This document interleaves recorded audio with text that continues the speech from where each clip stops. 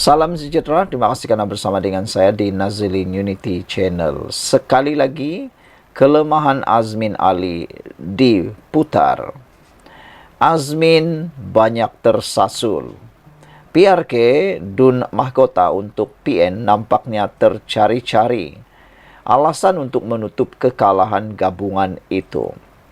Kata Azmin Ali, undi diterima calon PN pada PRK Dun Mahkota tidak jauh berbeza diperoleh pada PRN Johor pada Mac 2022. Namun, kecuali satu perkara itu yang tidak dapat disangkal.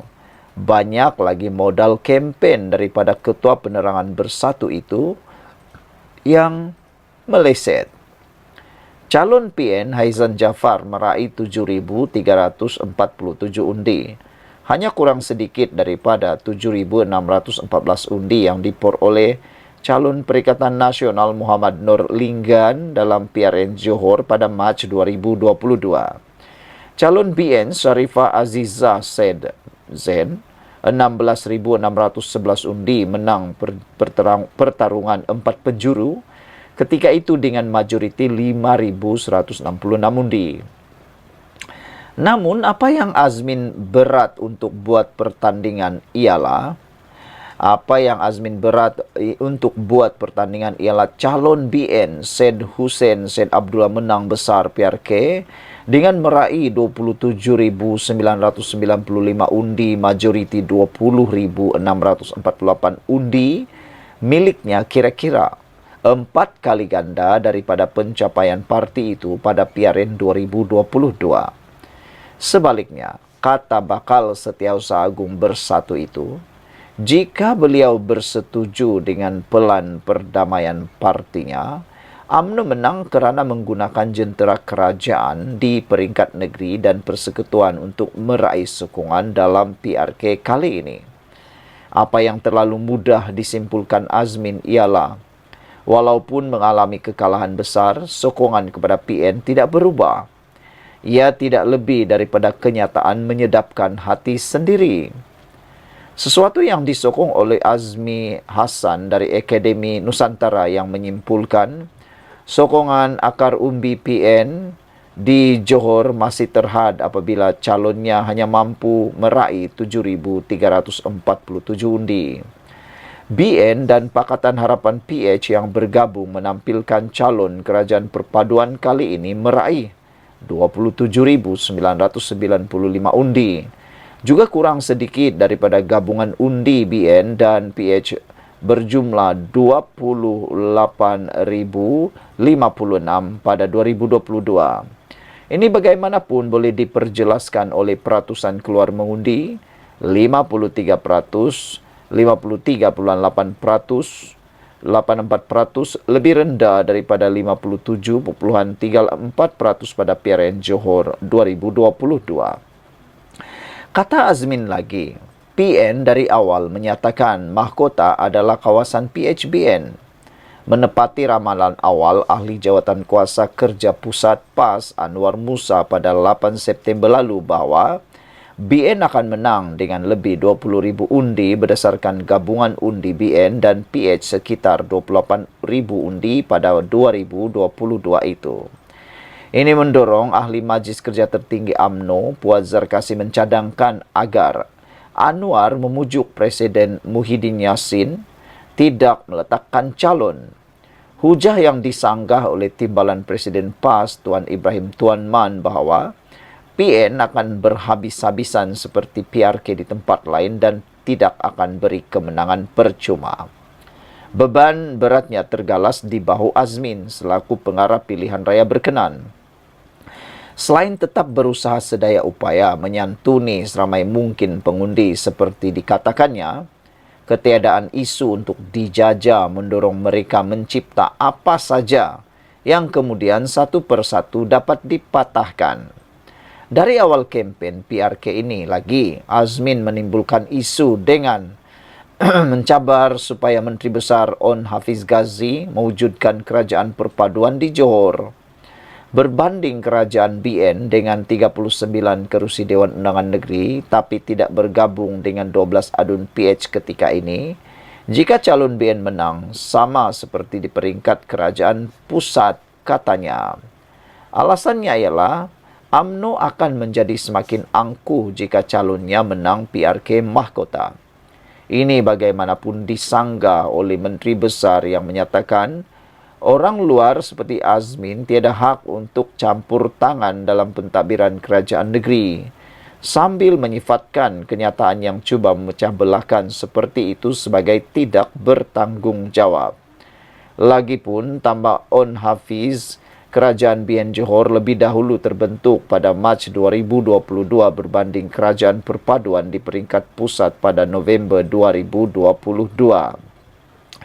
Semakin hampir ke hari mengundi, Azmin tampil pula mempertahankan ahli jawatan kuasa penerangan bersatu Badrul Hisham Syarin atau dikenali sebagai Cikgu Bad yang membangkitkan dalam ceramahnya mengenai satu kes jenayah didakwa membabitkan Syed Hussein. Cikgu Bad yang mendakwa sekadar bertanya mengenai perkara itu turut menunjukkan dokumen yang didakwanya, laporan polis yang menyatakan Syed Hussein terlibat dengan kes itu, yang dijelaskan pengerusi BN Zahid Hamidi bahawa Syed Hussein cuma mempertahankan orang buta yang diganggu sekumpulan individu dalam kes berkenaan. Ini disusuli kenyataan Ketua Polis Keluang Bahrin Muhammad Noor bahawa siasatan membabitkan Syed Hussein telah dirujuk ke Pejabat Timbalan Pendakrawaya yang memutuskan tiada tindakan lanjut. Kita tak menyerang peribadi calon BN. Kita tak membuat sebarang hukuman. Kita tak buat sebarang tuduhan. Kita hanya melaporkan apa yang dilaporkan berdasarkan laporan polis yang telah dibuat oleh satu pihak, kata Azmin. Menghangatkan lagi keadaan, Puan mendakwa hanya Azmin berkempen untuk Haizan yang merupakan calon pilihannya, sedangkan rakan gabungan PAS menjauhkan diri. Azmin terkial-kial mencari isu. Mujur ada Cikgu Bad, pakar cerita palsu untuk spin isu peribadi calon dan UMNO, kononnya diresapi komunis. Kali ini, PN mati akal nak main isu ekonomi, katanya. Kenyataan itu dinafikan Azmin dengan menegaskan jentera PAS sudah berkampung di Dun Mahkota sebelum hari penamaan calon lagi, termasuk kehadiran Tuan Ibrahim. Penganalisis politik pula merumuskan tumpuan bersatu kepada kempen negatif terhadap UMNO dan calonnya menunjukkan ia ketandusan idea. Kata Ahmad Fauzi Abdul Hamid, penganalisis dari University Science Malaysia USM, tumpuan terhadap serangan sedemikian ternyata tidak menarik minat pengundi di samping mendedahkan PN tidak mempunyai sebarang tawaran besar. Apabila anda memberi tumpuan kepada kempen negatif terhadap lawan anda, ia hanya menunjukkan bahawa anda kekurangan idea, katanya. PN nampaknya mengambil sikap lebih defensif terutama selepas kenyataan rakan gabungan PAS mengenai tindakan keras terhadap Global Ikhwan Services and Businesses Holding GISBH.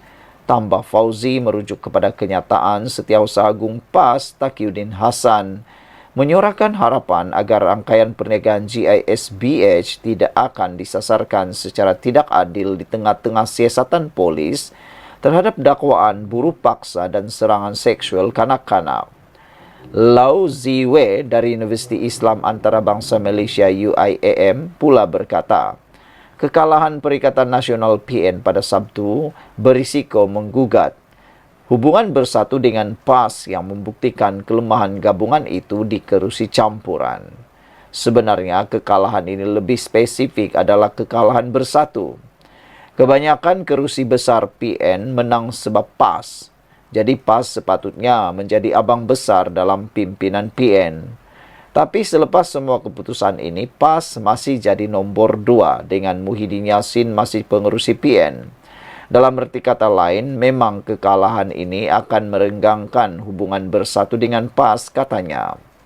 Ketika BN menang PRK Nenggiri pada 17 Ogos, ia mengangkat semangat menjelang Perhimpunan Agung dari 21 hingga 24 Ogos. Namun yang sama tidak boleh dikatakan terhadap bersatu menjelang pemilihannya Oktober ini. Buat Azmin pula, sindiran paling tajam datangnya tidak lain daripada Puad yang bertanya sama ada keputusan PRK Mahkota akan menyebabkan wujudnya pemberontakan dalam pembangkang seperti ketika Bersatu tewas pada PRK Tanjung Piai 16 November 2019. Kita tunggu. Jika Azmin akan melakukan langkah Sheraton 2.0 kali ini, DAP bukan lagi alasan. Mesti ada kambing hitam baharu. Ditulis oleh FMT. Sekian dulu untuk kali ini. Jangan lupa tinggalkan komen Anda, tekan butang subscribe. Salam sejahtera. Terima kasih kerana bersama dengan saya di Nazlin Unity Channel. Satu lagi pendedahan luar biasa yang ditunggu-tunggu oleh rakyat Malaysia berkaitan dengan rahsia pentadbiran Mahathir satu ketika dahulu. Ini melibatkan Anwar Ibrahim. Dipetik daripada FMT, bagaimana skandal Perwaja Steel menyebabkan hubungan Anwar dan Dr. Mahathir retak. Menurut buku yang bakal diterbitkan, hubungan Anwar Ibrahim dan Dr. Mahathir Mohamad mula retak selepas laporan media mengenai Perwaja Steel. Skandal Perwaja Steel 3 dekad lalu yang mengakibatkan kerugian berbilion ringgit menyebabkan Perdana Menteri ketika itu Dr. Mahathir Mohamad melihat timbalannya Anwar Ibrahim sebagai ancaman yang nyata.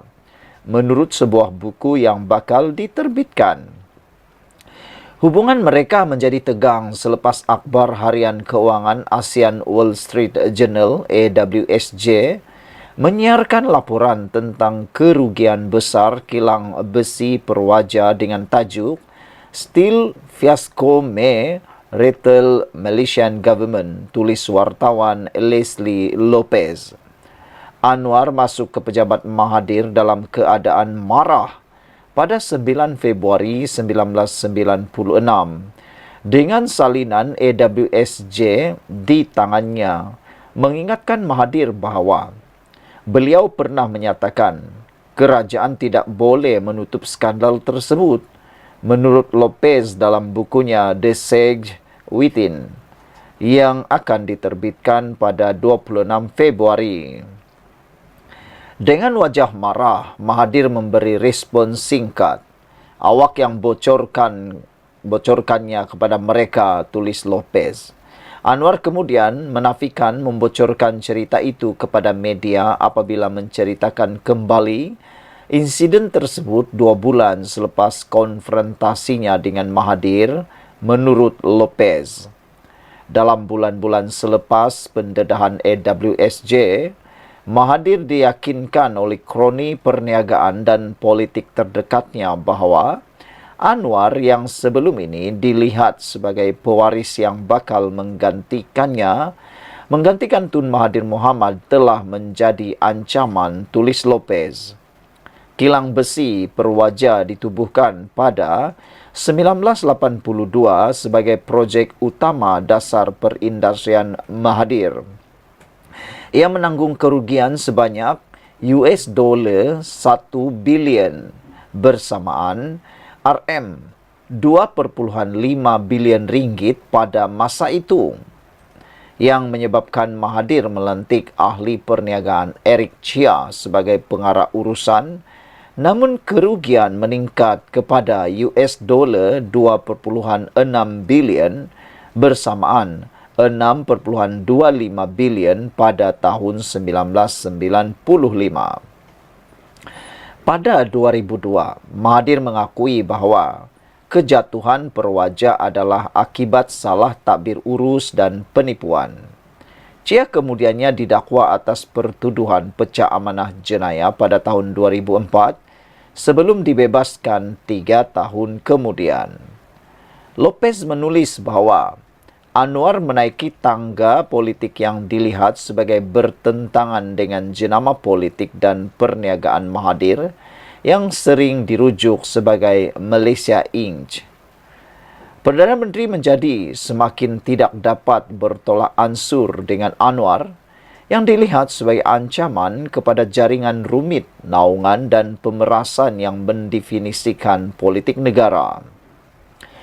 Kemarahan Mahathir memuncak semasa krisis keuangan Asia pada tahun 1997 apabila Anwar menentang penggunaan dana awam untuk menyelamatkan atau bailout ahli perniagaan yang mempunyai kaitan dengan Mahathir. Untuk mengekalkan sistem ekonomi dan politik yang dibina oleh Mahathir, Anwar mesti dijatuhkan dengan apa cara sekalipun, tulis Lopez. Anwar kemudiannya dipecat sebagai timbalan Perdana Menteri dan disingkirkan daripada UMNO pada 2 September 1998. Beliau kemudiannya ditangkap dan ditahan di bawah Akta Keselamatan Dalam Negeri ISA yang kini telah pun dimansuhkan sebelum didakwa di mahkamah dan disabitkan dengan kesalahan rasuah. The Sage Within diterbitkan oleh Penguin Books kini boleh didapatkan secara pratempa di Konikunia Elite Books dan Amazon Singapura. Detik daripada FMT.